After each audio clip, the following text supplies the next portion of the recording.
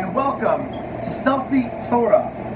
It might be a little difficult to hear me, and it's not because I'm in a fancy recording studio, it's because I'm in my quarantine former laundry room, which has been ripped up to shreds due to some water damage. It's incredible what happens when you have a water heater that seems to hold lots of water in it, nice and neat.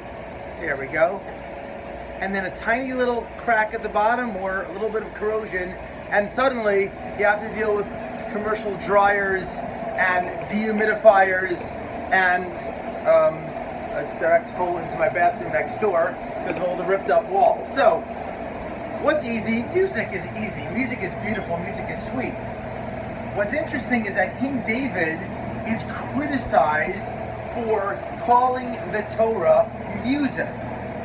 See, what happens is, in this week's Torah portion, the Mishkan, of course, is dedicated and wagons are donated to carry most of the stuff. Most of the different utensils and vessels and furniture of the Mishkan is carried in wagons, except for the Aron. The Aron is the ark. It has the tablets in it. It is the most important part. It houses the Torah. Isn't this thing cool, by the way? Just ADD over here. It's actually a zipper on plastic. I think it's really cool. I feel like I'm in Area 51. Maybe I am. I am in Nevada. So the Aron houses the tablets, the Torah, and because of that, it's carried by hand.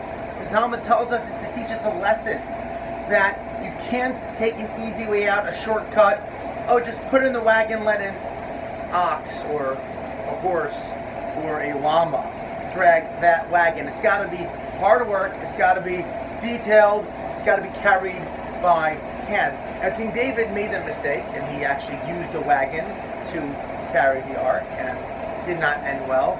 He also used the words, "Your words are like songs to me." He called the Torah songs. Now the question is, if that's the case, well, we do actually use words of Torah as songs, and we use that word as part of our Bible, part of our Tanakh. How would we quote King David, who tells us that Torah is music, and put it in Tanakh if it's inappropriate? And the explanation is, I'm trying to get the thing straight here. Alright. The explanation is there are two aspects of the Torah, one of which is like music and one of which is like not. Is not like music. Torah is like music in that it's sweet and beautiful.